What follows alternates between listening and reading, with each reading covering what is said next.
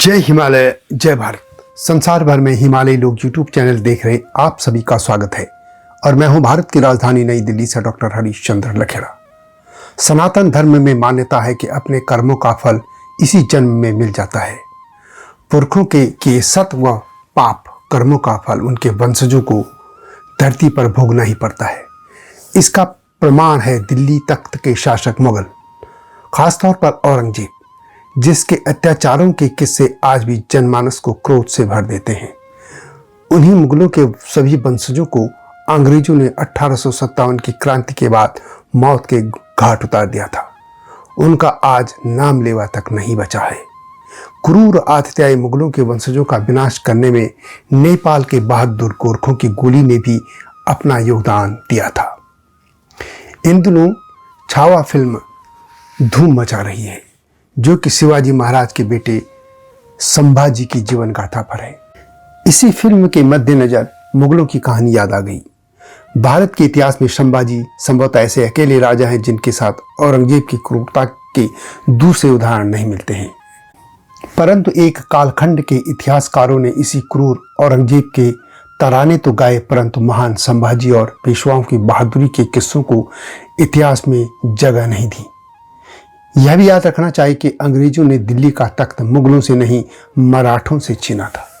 आज इसी मुद्दे पर मैं बात करूंगा, लेकिन जब तक मैं आगे बढ़ूं आपसे अनुरोध है कि हिमालयी लोग यूट्यूब चैनल को सब्सक्राइब अवश्य कर दीजिए और मेरे सत्यमेव जयते चैनल को भी देखिएगा, STV यानी।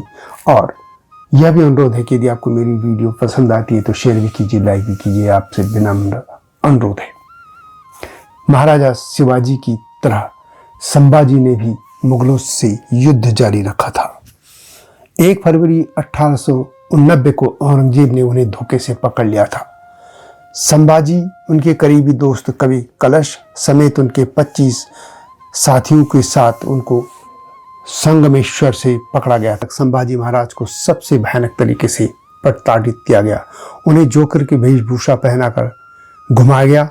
उनकी जीभ काटी गई, आंखें फोड़ी गई, नाखून उतारे गए, चमड़ी उधेड़ दी गई और सर काटकर कुत्तों को खिलाया गया। छत्रपति संभाजी महाराज को इस्लाम कबूल न करने की यह सजा मिली थी। औरंगजेब ने संभाजी महाराज को इस्लाम कबूलने का हुक्म दिया। इनकार करने पर उनको बुरी तरह पीटा गया। एक बार फिर से उनको यह पूछा गया कि इस्लाम कबूल लो। तब संभाजी ने लिखने की सामग्री मंगवाई और लिखा, अगर बादशाह अपनी बेटी की शादी भी उनसे करा दे तब भी वे इस्लाम कबूल नहीं करेंगे। इसके बाद उनको तड़पा तड़पा कर मार डाला गया था। आप जानते ही हैं कि बाबर मंगोल के क्रूर आक्रांता चंगेज खान और आतिथ्यायी हमलावर तैमूर लंग का वंशज था। क्रूर चंगेज खान और आतिथ्यायी तैमूर लंग के नक्शे कदम पर चलते हुए बाबर दुनिया के एक बड़े हिस्से पर अपना कब्जा जमाना चाहता था। यही इच्छा उसे भारत खींच लाई। वर्ष 1526 में पानीपत की पहली लड़ाई जीतकर बाबर ने दिल्ली पर कब्जा जमा लिया था। इस जीत ने भारत में मुगल साम्राज्य की नींव रख दी थी और यहीं से हुआ था मुगलों का आतंक शुरू। अकबर को छोड़ दें तो बाकी अधिकतर मुगल शासक आतिथ्यायी रहे।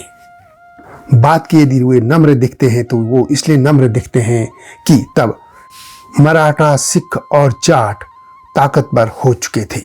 परंतु मुगलों का आतंक सभी आज भी याद रखते हैं। नियति अपना न्याय अवश्य करती है। कुछ समय में मराठों ने इन क्रूर मुगलों को अपने कदमों पर झुकने पर मजबूर कर दिया था। उसी कालखंड में यानी 1749 तक मराठा शासन में चित्पावन ब्राह्मण मंत्रियों के वंश का उदय हुआ, जो मराठा राज्य के केंद्रीय सत्ता को नियंत्रित करने लगे थे और भोसले नाम मात्र के राजा रह गए थे। चित्पावन ब्राह्मणों में पेशवा यानी मुख्यमंत्री की उपाधि धारण करने वाले इस वंश के पहले प्रमुख व्यक्ति बालाजी विश्वनाथ थे। बालाजी विश्वनाथ और उनके उत्तराधिकारी बाजी प्रताप प्रथम 1720 से 1740 के बीच ने मराठा राज्य को भारत का सबसे शक्तिशाली राज्य बना दिया था। पेशवाओं के नेतृत्व में मराठों ने दिल्ली पर 8 बार आक्रमण किया था और दिल्ली को जीता भी था। 1690 में औरंगजेब ने संभाजी महाराज को मारने के साथ ही उनकी पत्नी यशोबाई को बंदी बना लिया था। वह 30 वर्षों तक कैद में रही। 1707 में औरंगजेब की मृत्यु के बाद यशोबाई को लाल किला भेज दिया गया था।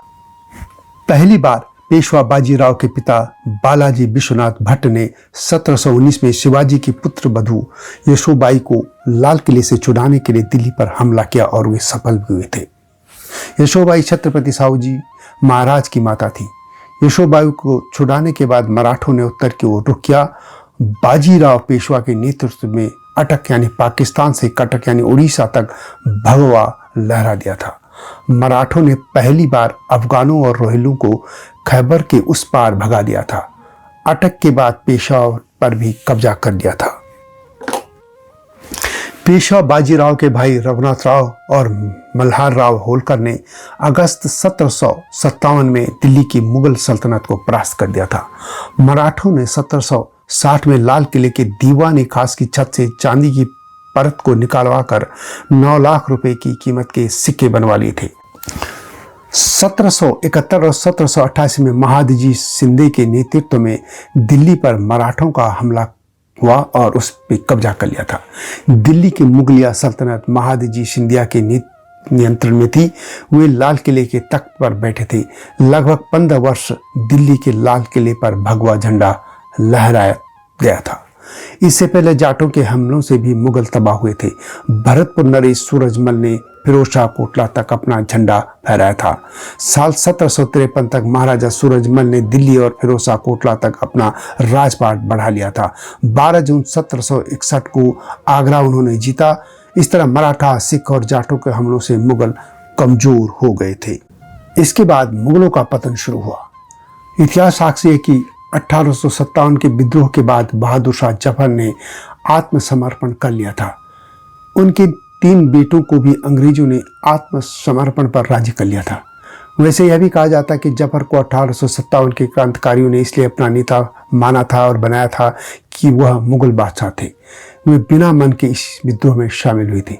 जफर के बेटों को जब कैद कर दिल्ली की ओर ले जाने लगे थे अंग्रेज, तो दिल्ली से 5 मील दूर अंग्रेज हॉटसन ने अपने सहयोगी मैकडॉवेल से पूछा, इन शहजादों का क्या किया जाए। मैकडॉवेल ने जवाब दिया, मैं समझता हूं कि हमें उन्हें यहीं मार देना चाहिए। हॉटसन ने उन रथों को वहीं रोकने का आदेश दिया।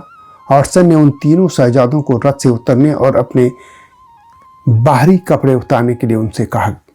कपड़े उतारने के बाद उन्हें फिर से रथ पर बैठा दिया गया। उनके जेवर, अंगूठियां, बाजूबंद और रत्नों से भरी तलवारें भी छीन ली गई थी। हॉटसन ने रथ के दोनों तरफ 5-5 सैनिक तैनात कर लिए थे। हॉटसन ने घोड़े से उतरकर अपने रिवॉल्वर से प्रत्येक शहजादे को 2-2 गोलियां मारी। इससे उन सभी की वहीं पर मौत हो गई। बाद में मैकडॉवेल ने लिखा, तब 4 बज चुके से हॉटसन इन शहजादों के शवों को रथ में रखे हुए शहर में घुसे।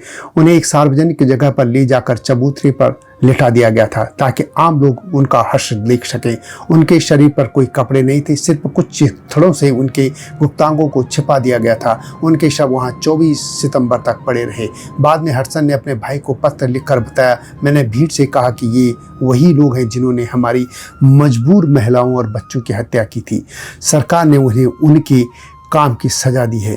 मैंने खुद एक के बाद एक उनको गोली मारी और आदेश दिया कि उनके शवों को चांदनी चौक में कोतवाली के सामने की चबूतरे पर फेंक दिया जाए। मैं निर्दयी नहीं हूं, लेकिन मैं मानता हूं कि मुझे इन लोगों को जान से मारने में बहुत आनंद आया।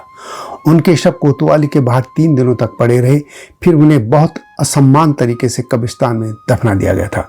27 सितंबर को ब्रिगेडियर सॉवर्स को दलबल के साथ बाकी बच्चे शहजादों को पकड़ने के लिए भेजा गया था। उस दिन सॉवर्स ने 3 और शहजादों को हिरासत में लिया। अक्टूबर के शुरू में बादशाह के 2 और बेटों को पकड़कर गोली से उड़ा दिया गया था।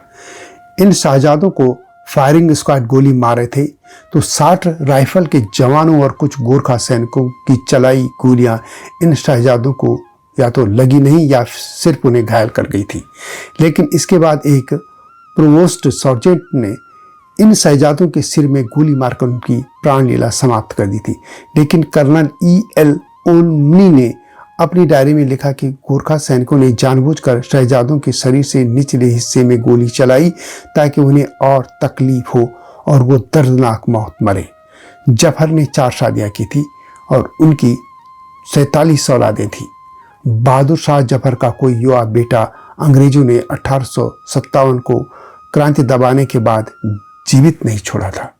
जफर के परिवार की महिलाओं और अबोध बच्चों को अंग्रेजों ने जरूर जिंदा छोड़ दिया था, पर उनका जीवन भी दयनीय परिस्थितियों में गुजरा।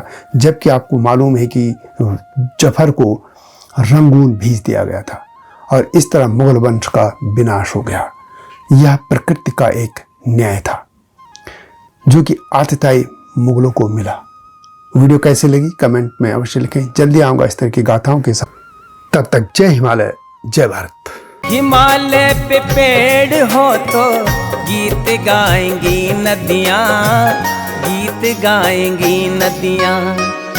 पेड़ों पे चिड़िया है तो गीत गाएंगी नदियाँ, पेड़ों पे चिड़िया है तो गीत गाएंगी नदियाँ।